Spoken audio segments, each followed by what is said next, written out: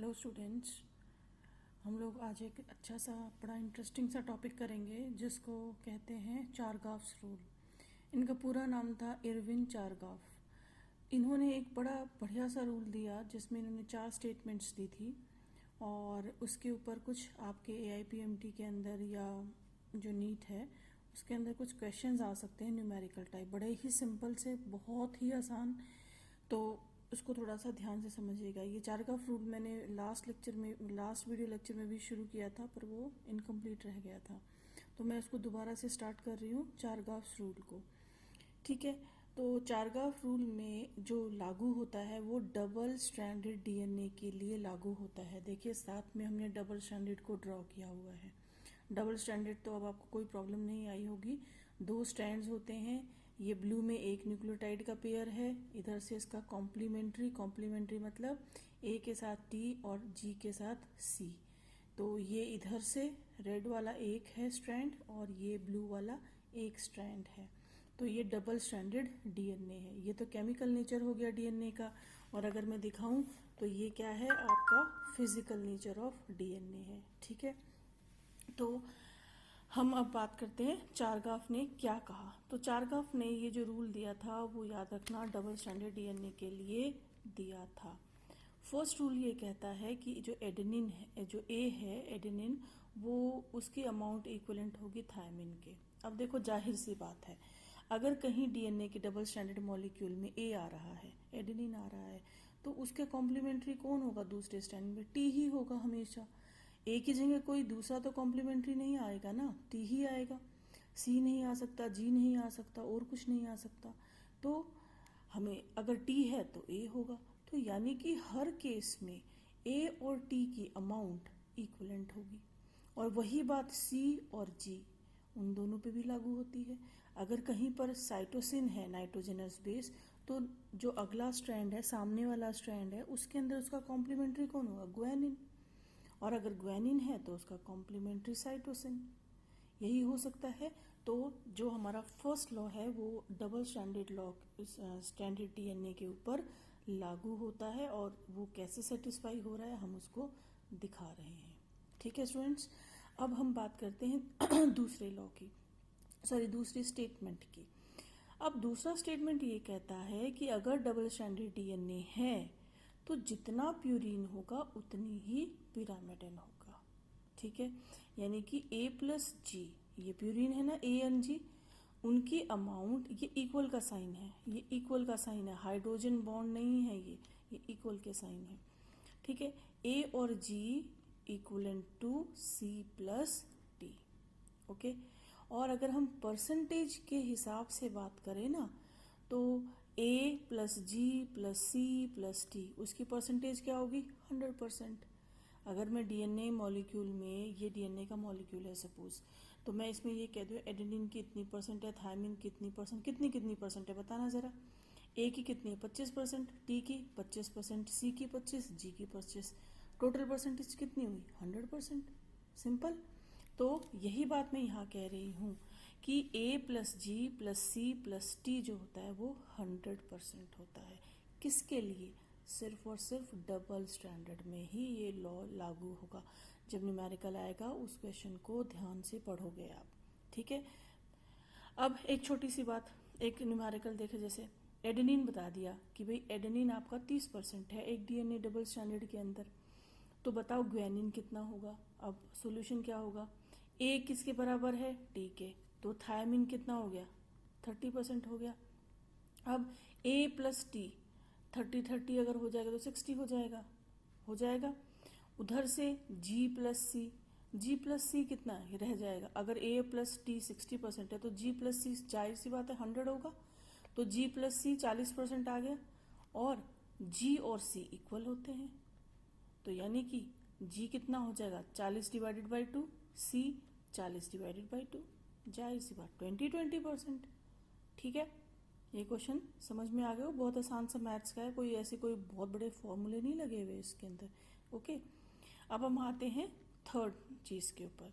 Third जो statement दी वो ये दी कि अगर हम इसका रेशो बनाए A+G, यानी कि क्या है ये? प्यूरिन, और ये क्या है? T+C pyrimidine. तो प्यूरिन प्लस पिरामिडिन की अगर हम रेशो लें तो वो हमारी आती है 1। इस बात को आप ध्यान में रखना। A प्लस जी की अगर रेशो हम लेते हैं और प्यूरिन ओवर पिरामिडिन की रेशो लेते हैं तो 1 आएगी। क्यों आएगी भाई? देखो भाई, जितने प्यूरिन है ये पिरामिडिन है ना, ये प्यूरिन है ये पिरामिडिन है, तो जितने प्यूरिन होंगे उतना पिरामिडिन तो होगा ही होगा।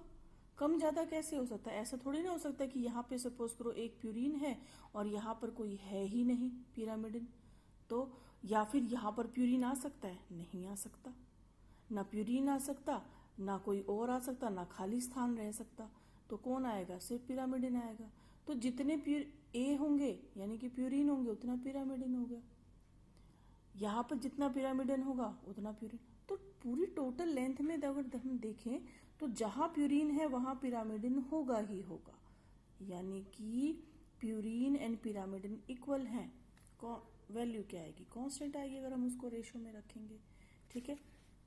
उसके बाद फोर्थ चीज़ स्टेटमेंट, वो इन्होंने ये कही कि अगर हम बेस रेशो बनाएं, बेस रेशो का मतलब A प्लस टी की रेशो, ठीक है, और G प्लस सी की ratio, A plus T divided by G plus C की अगर रेशो बनाएं तो ये रेशो भाई हमारी कांस्टेंट आती है एक स्पीशीज के लिए।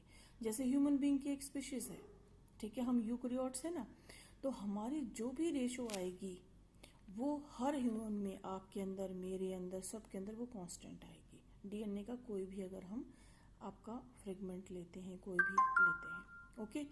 अब इसी बेस रेशो पे ना एक छोटी सी बात और बता देती हूँ कि ये जो हमारी बेस रेशो होती है, प्रोकैरियोट्स की जो बेस रेशो होती है वो लेस देन 1 होती है।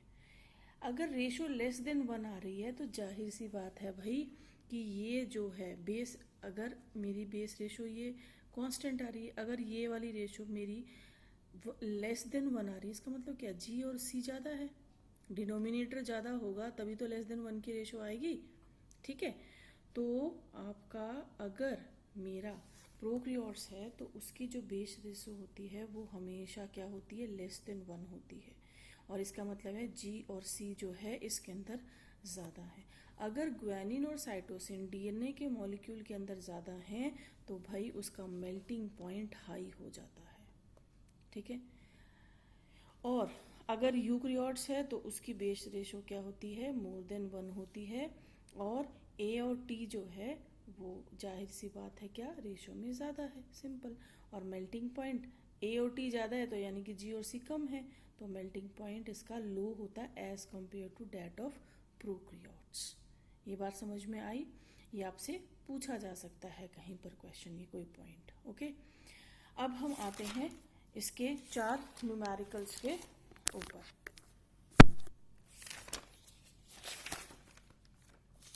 एक सेकेंड नीचे दीजिए।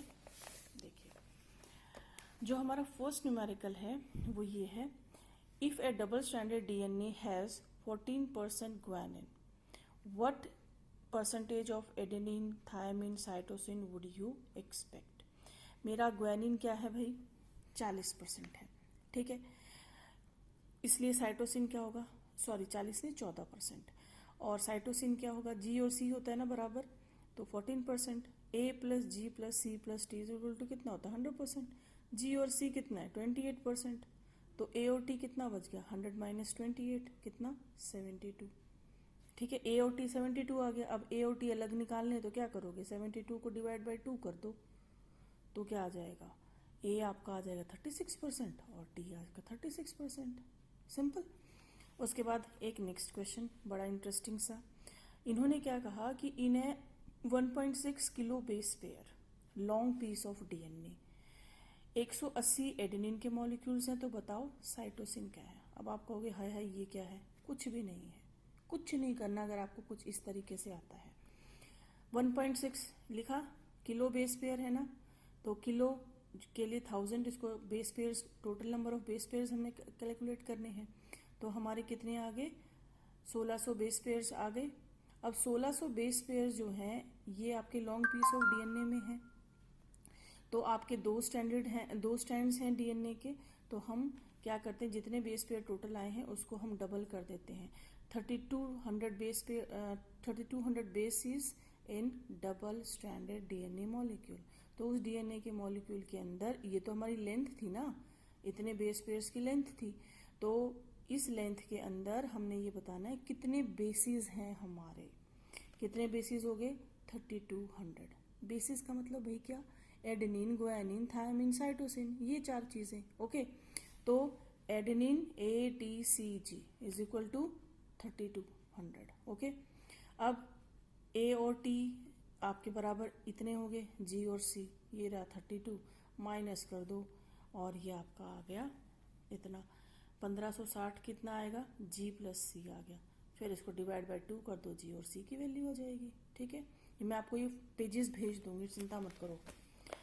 उसके बाद आपका एक और क्वेश्चन है, suppose the ratio of A plus ये और ये is 0.8 on 1 strand of DNA. एक स्ट्रैंड पे ये रेशियो है, तो बताओ what is the ratio on the opposite, same नहीं, what is the ratio on the other strand. एक स्ट्रैंड पे भाई मेरा सपोज करो A plus G T plus C वाला स्ट्रैंड है, उस पे 0.8 का रेशियो आ रहा है। तो दूसरे स्टैंड पे क्या होगा? सिंपल सी बात है, दूसरे स्टैंड पे A की जगह क्या होगा? T, उतने ही मॉलिक्यूल होंगे ना।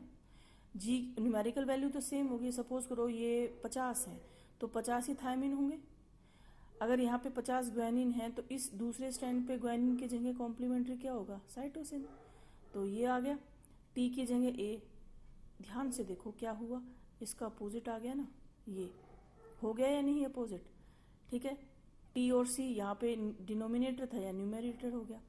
और अब यानी कि ये इसके रिवर्स रेशियो।